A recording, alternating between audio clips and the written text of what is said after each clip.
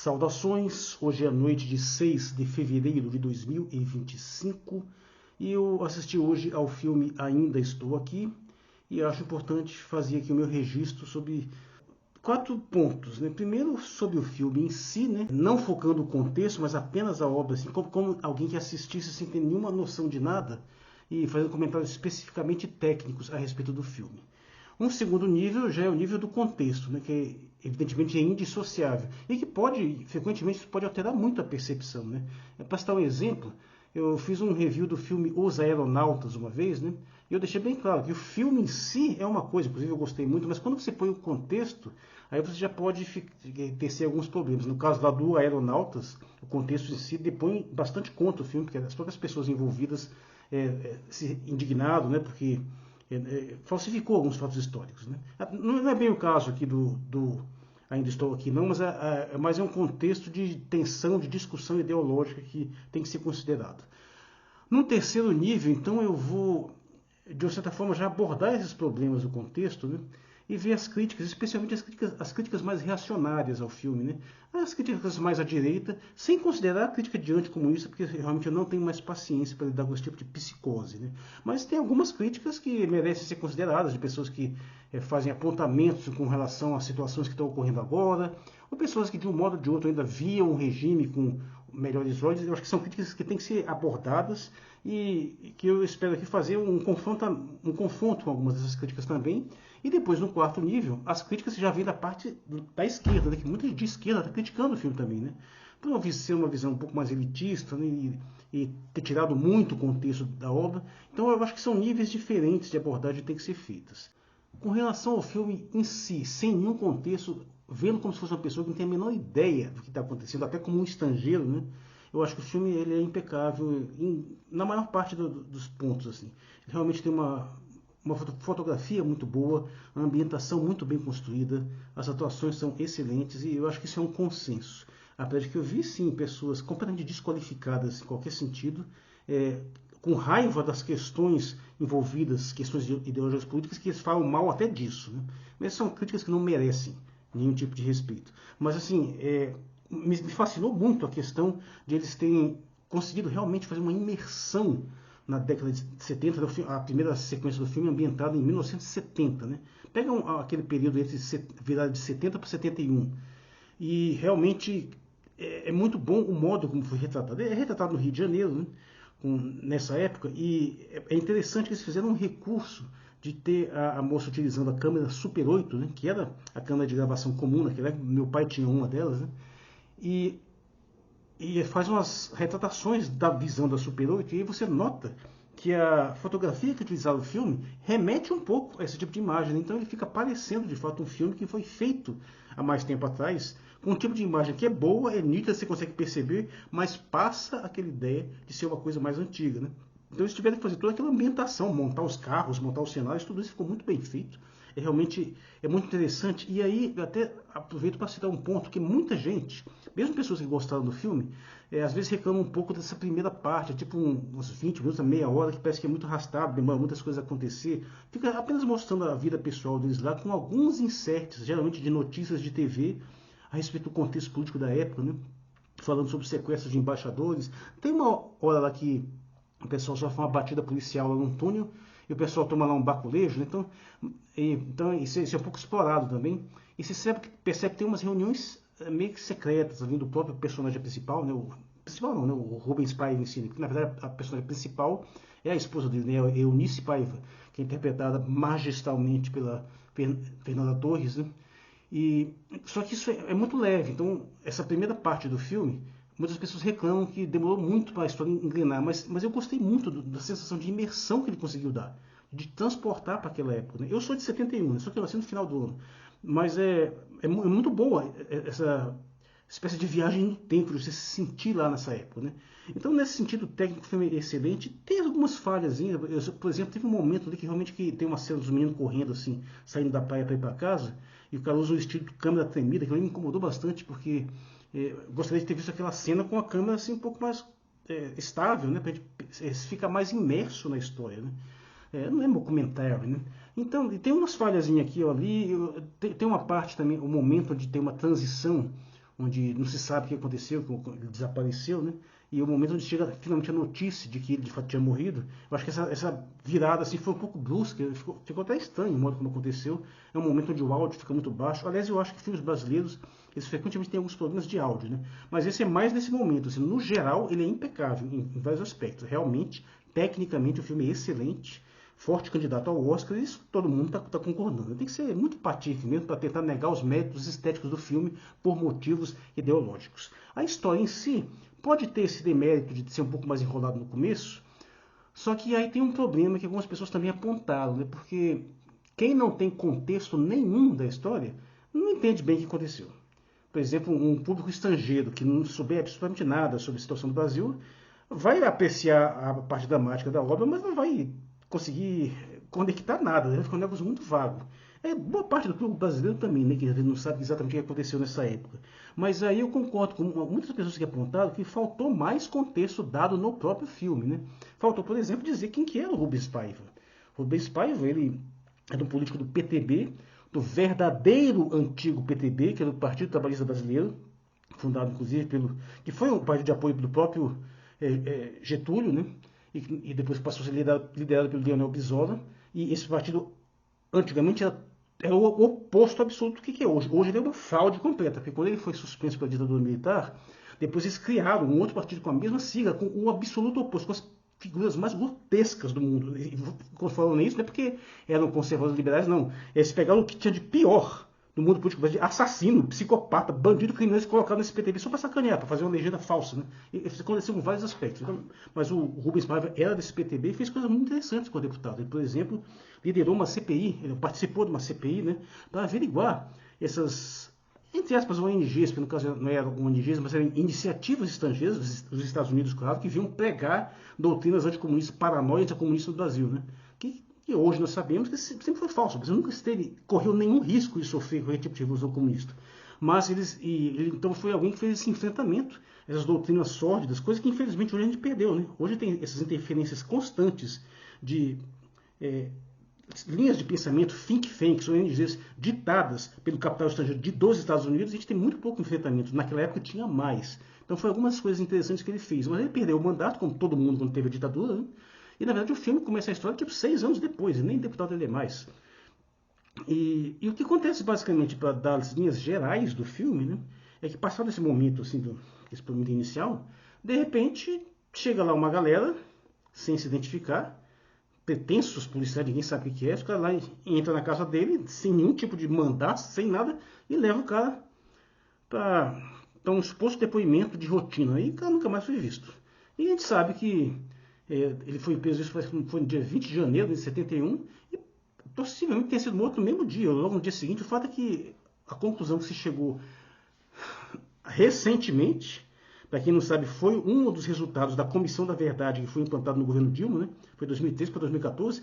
Finalmente foi descobrir que ele foi morto mais ou menos entre o dia 20 e dia 22, por torturas no quartel. Né? Isso é inequívoco. Foi o próprio indivíduo que estava, um dos próprios militares que foram envolvidos nesse processo, explicou e apresentou o fato e deixou tudo muito claro. Então não há dúvida a esse respeito. E que não só mataram ele, como esconderam o corpo e foram basicamente singular, uma espécie de atentado para tentar justificar, mas o fato é que desapareceu, o corpo foi ocultado e desocultado várias vezes, depois sumido com o corpo no mar. Esse é o ponto. E então a história é a luta da esposa dele tentando saber o que aconteceu com o marido. Ela também foi presa, chegou a passar 12 dias presa, se não me engano. Né? Ela não chegou a ser exatamente torturada, mas foi muito barra pesada. Essa cena é muito impressionante. Inclusive, nesse sentido, a fotografia do filme é perfeita, porque ele consegue passar uma atmosfera que afeta a nível de imagem, de iluminação, afeta seu sentimento e você consegue se sintonizar bem com a situação ali. Né? Inclusive, a fotografia fica mais escura, fica mais sombria nesses momentos. Né? Inclusive, a cena onde o pessoal invade a casa deles e sai fechando as cortinas, ela é muito simbólica nesse sentido, muito bacana mesmo. E aí passa a maior parte do tempo nisso, né? As pessoas tentando descobrir o que aconteceu. E depois, mais para frente, tem um salto para a década de 90, né, quando já estão morando em São Paulo, que já muda o estilo de imagem. Né? Nesse momento ela já é uma professora universitária que tem uma militância pela causa indígena. E finalmente, nesse momento, ela descobre o que de fato aconteceu. Finalmente emite um atestado de óbito, dizendo quando que ele morreu. E posteriormente, depois da Comissão da Verdade, onde vai ter que é uma cena um pouco mais breve, onde finalmente aparece a Fernanda Montenegro fazendo o mesmo papel da Fernanda Torres. E aí eu já tenho umas críticas também, porque eu acho que, por exemplo, a Fernanda Torres da década de 70 e 71, né? E a de 96, eu acho, eu acho que a maquiagem podia ser um pouco mais caprichada. Você não vê tanta diferença dela, e de repente, quando já tem o salto para 2014, aí já é a Fernanda Montenegro, aí tem um salto muito grande. Eu acho que não ficou muito boa essa transição aí não, né? Eu também fiquei um pouco chateado porque eu queria que a Fernanda Montenegro tivesse mais participação, mas ela praticamente, ela não tem nem fala, só aparece o rosto dela lá quietinha. A personagem estava sofrendo de Alzheimer aí, mas também não teria muito o que dizer, né? Mas eu gostaria que, sei lá, a Fernanda Montenegro tivesse participado um pouco mais, tivesse dito alguma coisa, assim, senti falta disso um pouco. Senti falta também de maior contexto do próprio Marcelo Rubens Paiva, né, que na verdade era o filho mais novo, né, do casal, eram 5 filhos. Aliás, inclusive, aquele monte de menina, eu até confundi as personagens assim, né, muito parecidas, as atrizes. E o Marcelo Rubens Paiva poxa, uma figura lendária, né? Ele escreveu um famoso livro lá, Feliz Ano Velho, né? Onde ele conta a história que ele ficou tetraplégico num acidente, pulando num lago, assim, né? Apesar de que ele conseguiu, com o tempo, reverter a condição dele, né? Eu nunca li Feliz Ano Velho, também não li o Ainda Estou Aqui, não, inclusive o livro que baseia esse livro, ele é muito diferente, eu sei disso, ele conta mais a história relativa à própria mãe dele, assim, e na verdade esses fatos que foram adaptados para o filme são mais uma parte do livro, né? O que explica um pouco algumas coisas que depois vão fazer algumas críticas que eu acho que justifica um pouco. Do Marcelo Rubens Paiva, eu só li esse livro aqui, né? O Blackout, que marcou minha vida. Esse livro aqui tem uns 40 anos, eu li estava na escola ainda, né? É interessante porque esse livro é mais como se fosse assim, ficção científica, fantástica, né? Porque é basicamente uma espécie de apocalipse. Eles entram numa caverna e ficam presos um tempo, quando eles saem, meio que o mundo acabou, está todo mundo paralisado, todo mundo está. É um livro muito interessante. Merecia um livro, inclusive, um filme. É um livro muito interessante. Merecia um filme, inclusive. Né? Mas, bem, tudo isso para contextualizar o filme em si é muito bom. Recomendo que se veja, ainda dá tempo. É um filme que merece sim ganhar Oscars. Eu pretendo ir ver a Emília Pérez, ver se eu consigo ver a Substância também, dá até para ver aqui na TV, e para fazer uma comparação, né? Mas assim, de fato, Ainda Estou Aqui, a meu ver, de todos os filmes que já tiveram a possibilidade de ganhar um Oscar, eu acho até que é o melhor. Tecnicamente ele é o mais interessante. É bom lembrar que tem umas rimas assim, visuais, porque você tem aquele outro filme também famoso, O Que É Isso, Companheiro, que por acaso tem a Fernanda Torres também, tem o Selton Mello também, e trata do mesmo período, né? Inclusive algumas coisas que aconteceram nesse O Que Esse Companheiro são citadas, né? no Ainda Estou Aqui. É tipo assim, o desavisado faz parte do mesmo universo, cara, faz parte do mesmo universo. Eles citam a sequência dos embaixadores. Eu gostaria de ter tido um pouco mais de detalhamento a esse respeito também, né? De como é que foi essas coisas, mas tudo bem. A opção estética, a opção narrativa do filme foi essa e eu não vou questionar. Mas isso para deixar muito claro, tecnicamente o filme é muito bom, realmente é impecável. Tem nesses pontos aqui que eu coloquei, mas assim, o saldo é extremamente positivo. É um filme que merece nota máxima, inclusive, e merece sim ganhar um Oscar. E não sei como é que são os outros, mas ele por si merece. Bom, de certa forma, eu já aqui meio que dei uma contextualizada no filme, né, mas o que eu queria colocar aqui em termos de contexto vai um pouco além. É o contexto atual na qual esse filme é recebido e a discussão que ele acaba gerando, né? Num certo sentido, eu acho que qualquer crítica minimamente lúcida, inclusive eu notei muitas pessoas que têm um posicionamento ideológico assim, até originalmente adversário, eles admitiram isso, porque o filme ele é muito focado nesse ponto, então dentro dele em si, não tem muito o que você reclamar, né? Porque todos os fatos ali são incontestáveis, os fatos foram admitidos pelo próprio regime militar, então não tem o que dizer.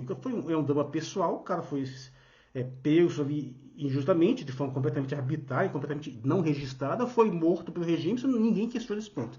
E ela está seguindo ele. Então, o que dentro do filme não há o que reclamar, a não ser talvez a falta de maiores detalhamentos, de maior contexto. Mas não é um filme que vilaniza a ditadura, ele não entra nesse mérito.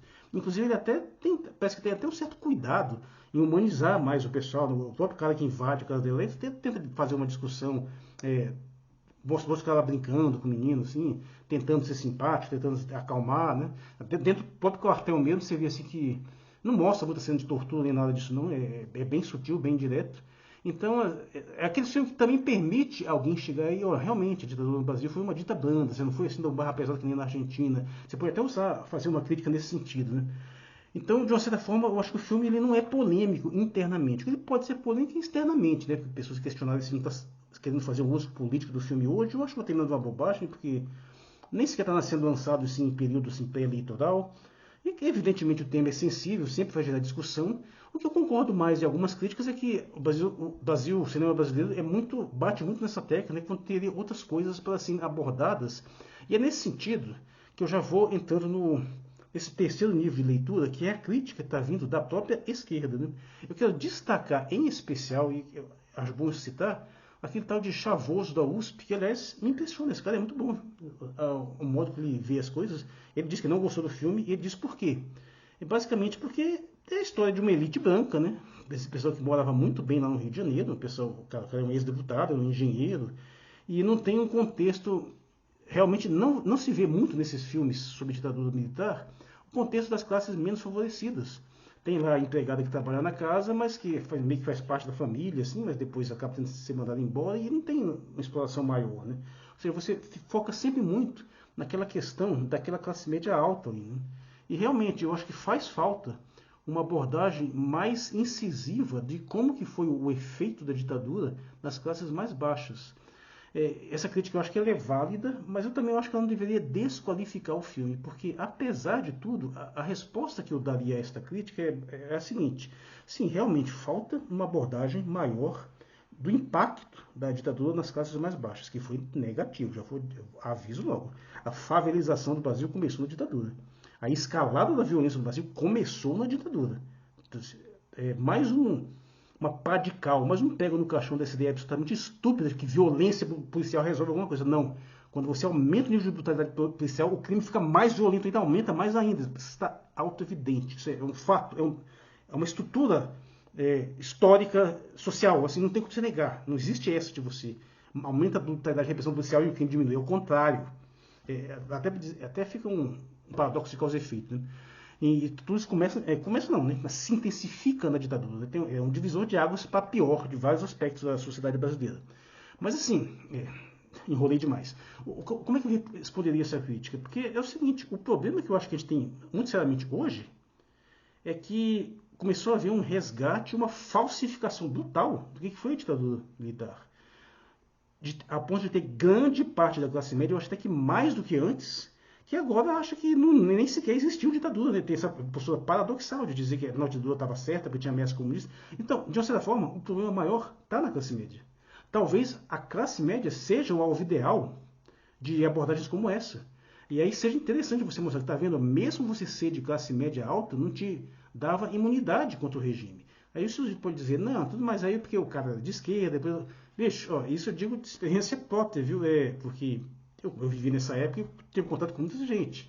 E na UNB também a gente conhece muito dessa época, cara, que a maioria das pessoas que foram ferrados pelo regime militar não tinha nada a ver com a luta armada. Era gente inocente sendo pego de bobeira, muita gente que morreu, não tinha porcaria nenhuma, foi confundido, foi investigações mal feitas e, de fato, um dos grandes problemas que, aliás, eu acho que é o que explica o que de fato aconteceu, né, com o Rubens Paiva, foi incompetência mesmo. Basicamente, o resumo da situação é que ele possivelmente estaria associado ao Carlos Lamarca, né, que era um guerrilheiro, e parece que o que ele fez basicamente era transportar cartas entre as famílias das pessoas que tinham sido exiladas, né, e seus pais e suas mães. Ou seja, ele tinha assim, algum contato com as pessoas, mas é um contato muito indireto. E tanto que isso não foi por causa disso que ele foi morto. Provavelmente ele foi morto por incompetência. Foi iniciar o processo de tortura, de violência lá, e provavelmente o cara se exaltou, ou sei lá, talvez tenha acontecido um acidente, ninguém nem sabe.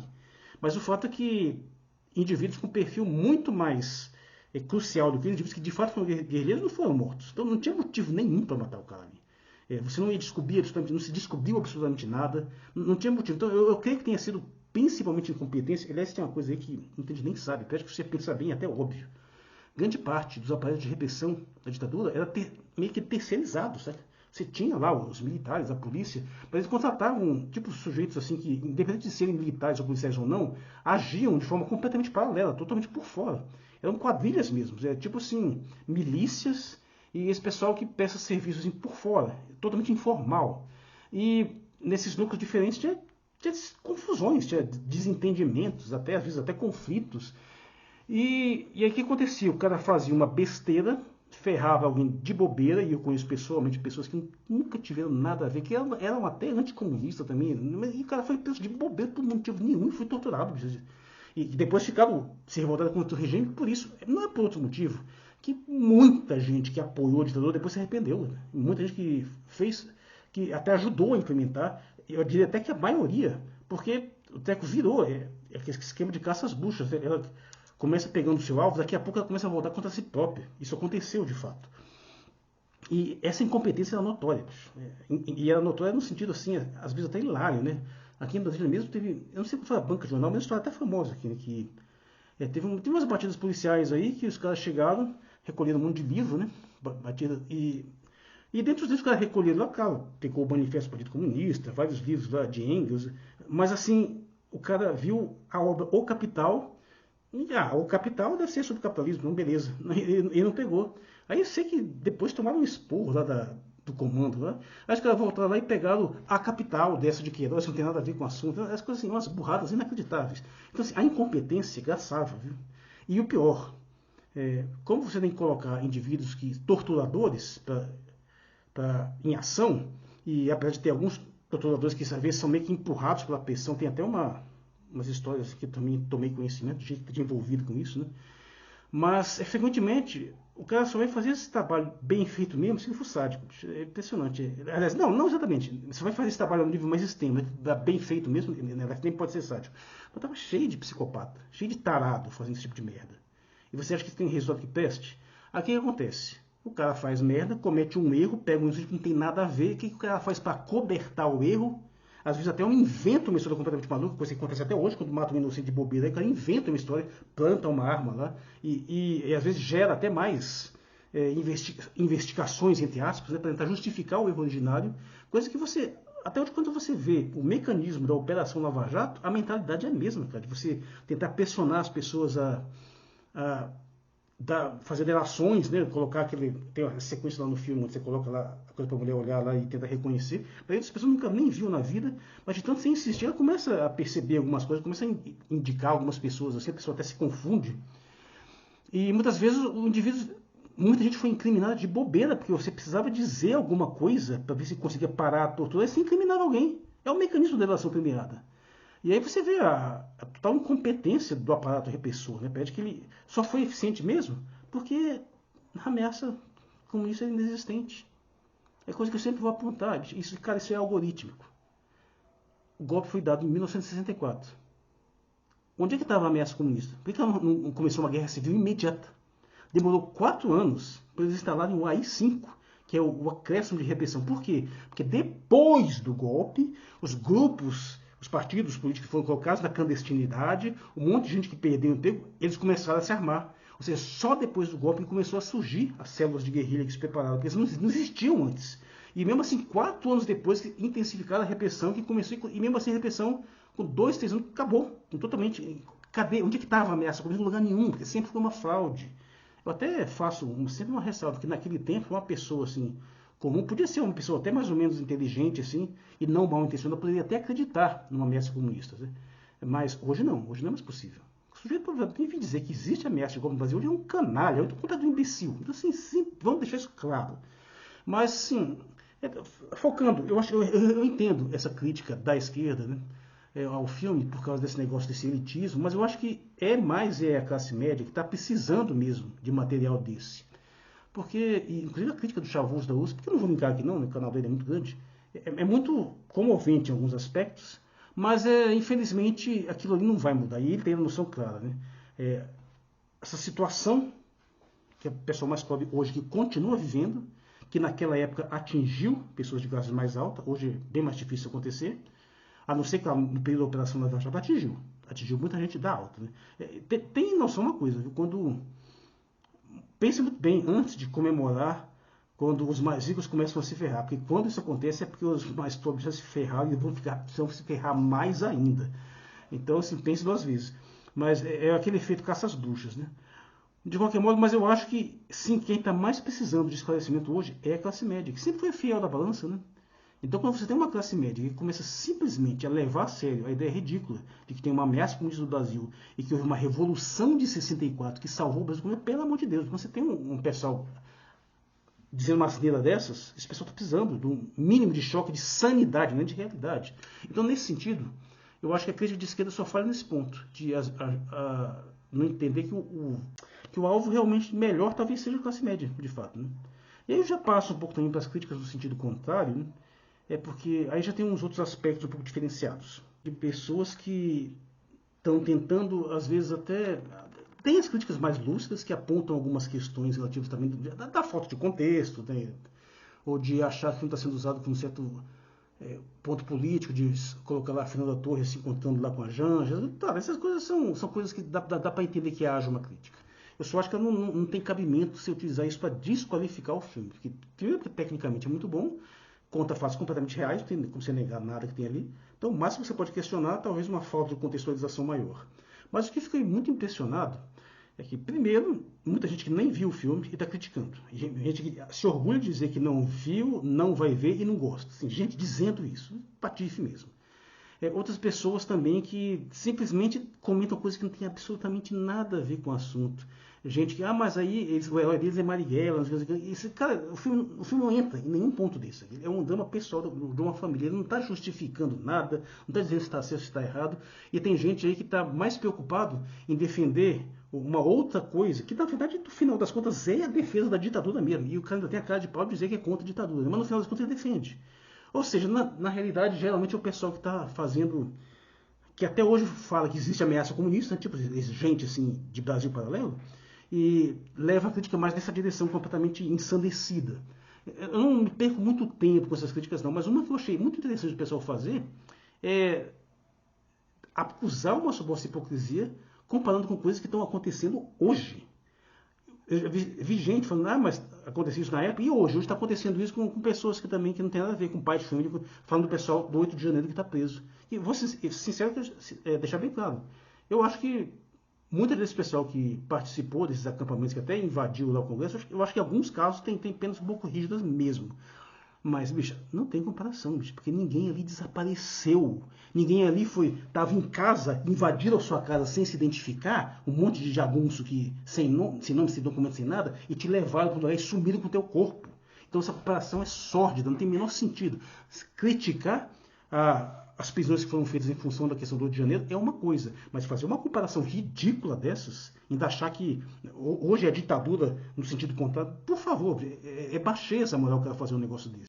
Porque o problema não é a questão de ter um aparato repressor, mas é o modo como esse aparato funcionava. Em qualquer contexto de tensão, de ameaça, de guerra internacional ou guerra civil, sempre vai haver esse grau maior de autoritarismo, sempre vai haver esse grau maior de ameaça. Mas é como é que o regime se comporta. E aí, nesse ponto, cara, por favor, ditadura militar é indefensável por um motivo simples. O simples fato de você agir de forma criminosa, apesar de você estar no poder, de ser o seu governo no poder, que implantou todo um escala de poder para exercer esse processo de vigilância toda, e ainda assim você usa black ops, operações que não se identificam, prende pessoas sem nenhum tipo de processo, nem que não tem processo judicial, não tem nem sequer o processo policial básico, e mata e some com o corpo. Que sentido tem isso? Se você está no poder, você supostamente está promovendo uma causa nobre. Bicho, tem uma coisa que um ditado, até brasileiro, um ditado não, uma frase que a gente vê muito, que explica muito bem. Quando você acredita na sua causa, você tem orgulho dela, você fala sobre ela, você literalmente mata a cobra e mostra o pau. Você, olha, eu estou combatendo os comunistas, estou salvando o Brasil, então fiz isso aqui mesmo. Não, sempre foi escondido, sempre foi na surdina. E para mostrar isso com mais clareza, eu gostaria de ler um texto do meu camarada Uriel Irigaray, que já esteve aqui no meu canal mais de uma vez, né? E ele uma vez escreveu um texto muito interessante, que eu publiquei no meu Facebook, está no meu site, mas o canalha do Facebook miserável apagou, né? Porque aquela porcaria daquele lixo que disse que não vai ter censura, já cansou de me censurar. Então os desgraçados apagaram o texto. E não é porque o original apagou, não, porque teria que ter mantido o meu link. Aí o meu link até está indicando para um texto que não existe mais, não tinha motivo para apagar. Eu gostaria de ler esse texto aqui, que foi publicado em 20 de maio de 2018, pelo meu camarada Uriel Irigaray. E eu quero lê-lo integralmente. Então, vamos lá. É muito curioso que, para contrabalançar Marighella, Lamarca e Che Guevara, a direita anticomunista tenha escolhido como herói o Coronel Ustra. Não é sequer uma analogia muito boa. Ustra não equivale a Marighella e diz muito sobre uma degeneração moral da direita atual. Por que os nacionalistas anticomunistas brasileiros não escolheram como herói patriota, digamos, o capitão paraquedista Álvaro Pinheiro, que foi enfrentar os guerrilheiros na selva e tomou tiro? Só uma observação, nacionalistas por nenhuma. Ou até mesmo, forçando a barra, o capitão Sebastião Rodrigues de Moura, o Curió. Na verdade, é até difícil descobrir o nome dos capitães do exército que combateram a guerrilha ou o nome dos soldados do exército mortos. Não se vê ninguém falar, nem mesmo entre aqueles que defendem que os militares foram heróis. Os guerrilheiros de esquerda pegaram em armas contra um regime militar. No caso do Araguaia, foram enfrentar o exército brasileiro no meio da selva. É fácil entender porque a esquerda os vê como heróis. E mais, tão logo o regime militar caiu, meio que de podre, eles abandonaram a luta armada e aceitaram o pacto democrático, para o bem ou para o mal. A limpa que Geisel fez, mais a queda do muro de Berlim podem ter ajudado nisso, mas ainda assim, IRA e ETA na Europa, por exemplo, não pararam. E mais, se formos olhar os atos terroristas dos guerrilheiros brasileiros e analisarmos a própria lista que consta no site Pró-Ditadura Militar, Ternuma significa terroristas nunca mais, veremos, olhando caso a caso, que são basicamente atentados contra oficial militar, contra político, contra empresário que financiava o DOI-CODE, roubo de cofre de político notoriamente corrupto, seria equivalente a assaltar em cofre do Maluf hoje, sequestro de embaixador americano e justiçamento de camaradas delatores da polícia. Detalhe, esse site do Ternuma, ele não está mais no ar, eu não achei nada, mas não tem problema porque eu tenho essa lista aqui, no meu próprio site, no texto, Terroristas versus Ditadores, uma lista que, por sinal, foi mostrada pelo próprio Reinaldo Azevedo. E sim, é verdade, você tem lá os nomes deles e as suas funções, a grande maioria eram agentes repressores do regime, sim. Ao passo que, se você for consultar a lista de pessoas mortas pela ditadura, que é muito maior, você vai achar um monte de gente ali que não tinha nada a ver com o assunto. Continuando. Se a direita pró-militar quer enaltecer heróis, o natural seria fazê-lo com os soldados e comandantes que foram lá enfrentar o perigo comunista, arriscando a própria vida. Mas não. Quem os desgramados escolheram como herói? O Ustra. Lembra que o Bolsonaro, lá na época do impeachment do Dilma Rousseff, louvando lá o coronel Ustra. O que o coronel Ustra fez? Chefiou o DOI-CODE, um órgão de arapongagem e repressão, principalmente por meio de prisões clandestinas, execuções ilegais e tortura. Chefiou a tortura tanto de guerrilheiros quanto de jornalistas, opositores do regime e torturou pessoalmente mulheres. Nossa, que herói! Fantástico! Lembrando que as primeiras denúncias contra o Ustra foram feitas pela Igreja, pela Diocese de São Paulo. O caráter autoritário, no mau sentido, e de pau-mandado da direita bolsonarista fica evidente. Mesmo em sua imaginação política, eles preferem enaltecer como heróis não os soldados que se arriscaram e lutaram contra guerrilheiros, mas os chefes burocráticos, os coronéis, os figurões de óculos escuros que atuavam nos gabinetes e porões, no ambiente de grampos e pau de arara. É, aliás, o perfil do tipo de sujeito que na Nova República se tornou o araponga ou o banqueiro do jogo do bicho. Exemplos assim abundam. E nem me refiro à figura específica do Ustra histórico, que já é suficientemente repulsiva, mas o que ela representa arquetipicamente. É como se a esquerda revolucionária reverenciasse como figura de herói não os zapatistas ou Che Guevara ou Oswaldão, mas algum burocrata cinzento, pervertido, chefe da KGB que comandava torturas de presos políticos. Lavrentiy Beria ao invés de Ernesto Guevara. Post originalmente publicado em 21 de abril de 2016, mas que continua atual. Eu repliquei em maio de 2018, depois repliquei de novo e atualmente está fora do ar porque o Facebook não tem vergonha na cara. Detalhe, infelizmente, não dá para acompanhar a discussão que se seguiu, né, que teve coisas mais interessantes. O próprio Uriel colocou lá que, por exemplo, em Cuba, que houve vários fuzilamentos de opositores do regime, todas essas pessoas que foram fuziladas estavam registradas, foram julgados, foram condenados, teve extrema-unção e você está sendo executado por tal coisa. E está lá o nome deles constando. Lista de execuções todinha, né? Não é, por exemplo, você pegar o cara escondido, sem se identificar, levar para um buraco e depois sumir com o corpo. O simples fato de ter agido dessa forma denuncia não apenas o caráter criminoso do aparato repressor da ditadura, mas denuncia algo ainda mais importante, que no fundo eles sabiam que estavam fazendo merda, porque, volto a dizer, quando você realmente acredita na sua causa, você a assume abertamente. Tem uns poucos que assumem, mas a maioria não, e mesmo na época, insisto novamente, mesmo no aparato, mesmo suportado pela estrutura de comando, ainda assim eles agiram de forma literalmente criminosa, sem se identificar, por meio de brutamontes, de jagunço, matando gente sem nenhum tipo de procedimento minimamente regular e sumindo com o corpo. Isso é coisa de criminoso, isso é coisa de bandido, meu irmão. Que fique claro. As forças de segurança não têm autorização para ser matando ninguém de uma hora para outra. Isso viola qualquer tipo de ordem jurídica. E não interessa se isso aconteceu em Cuba, se isso aconteceu na União Soviética, quantos milhões de comunistas mataram, porque naquela época, bicho, não tinha nem sido lançado livro negro do comunismo, porcaria nenhuma não. Que foi lançado só em 97. Naquela época nem se falava nos bilhões de mortes pelas ditaduras. O fato é que, naquela época, até bem pouco tempo atrás, ninguém nunca tinha, até hoje, ninguém nunca nem viu esses mortos lá na China, em Cuba, na Coreia do Norte, nunca viu, mas todo mundo aqui viu os mortos pela ditadura aqui. Então tem que parar de usar esse argumento covarde, canalha, de tentar justificar essas atrocidades que foram cometidas aqui em nome de uma ameaça completamente fajuta que teria acontecido do outro lado do mundo, porque você sabe muito bem que nunca existiu ameaça comunista real no Brasil. E tinha gente querendo, que tinha gente de intenção, tinha, mas que não tinha a menor possibilidade de se concretizar. Eu explico isso muito bem no meu texto Terroristas versus Ditadores, onde eu deixo muito claro que, meu amigo, a morte de 200, 300 guerrilheiros não teriam parado a Revolução Cubana. Viu? E por fim, por quê? Por que isso acontece? Porque esse constrangimento assumido de não querer, de saber que está fazendo uma coisa errada e fazer mesmo assim. É uma coisa que eu já disse algumas vezes e é bom repetir de novo. Porque o anticomunismo corrompe as pessoas nesse nível. Porque em algum momento, além de todos os véus de ilusões, de todas as mentiras, de todas as fraudes, de todo esse tipo de perversidade, em algum momento, amigo, é impossível você não se dar conta de o que você está fazendo. Que, malgrado todas as ilusões que se vê também na esquerda, de todas as ilusões, a própria ideia de comunismo, no sentido claro, realmente nunca teria como funcionar, malgrado tudo isso, você sabe que no fundo você está defendendo interesse de parasita, de uma elite sórdida que não dá a mínima para você.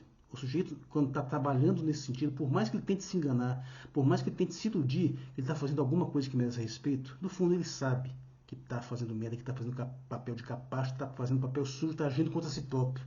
E não tem como você fazer isso por muito tempo, sem um custo cognitivo muito sério. E já que indo para a reta final do vídeo, lembrando que eu comentei basicamente o filme em si, o contexto, né, que eu senti falta de um contexto maior, de dar uma contextualização maior da própria história na época em que se passava, o contexto da discussão atual, algumas críticas que vieram pela própria esquerda, algumas críticas que vêm pela própria direita, e tentando dar uma abordagem mais geral, assim, né? Mas eu quero que fique muito claro que, apesar de toda essa tentativa de resgatar alguma legitimidade da ditadura militar, que hoje que uma pessoa decente hoje sustenta mais, né?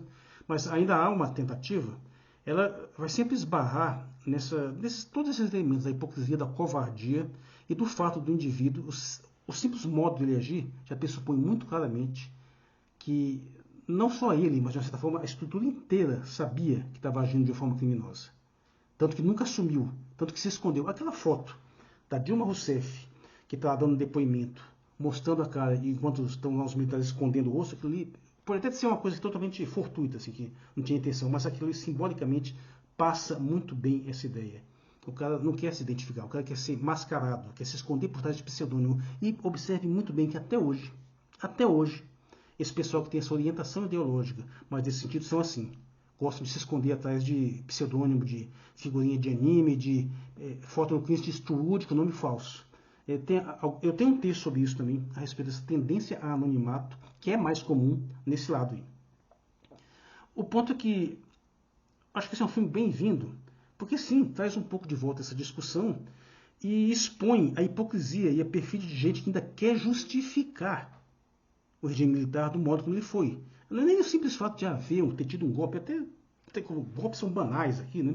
Mas o modo como ele agiu de forma completamente incompetente, ele não conseguiu evitar inclusive o que eles próprios denunciam, né? Um aparelhamento da mentalidade por meio da esquerda, que pode ter perdido no campo militar, mas ganhou em outros níveis, e de certa forma estão hoje aí eles mesmos admitindo que está tudo dominado, que é a esquerda que manda, que está no poder, ou seja, o golpe, a ditadura militar foi incompetente para conter a ameaça, segundo o próprio ponto de vista deles, porque afinal até hoje eles dizem que o Brasil está sob ameaça comunista. Então para que serviu essa merda desse golpe?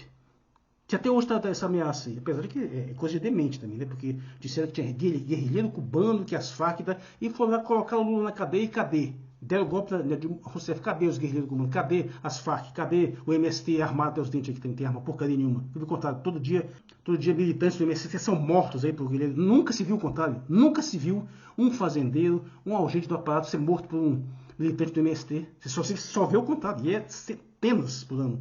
Tá cheio de assassinato aí cometido por esse pessoal. E é essa corja que vem tentar se justificar. E temos que dizer a coisa crucial.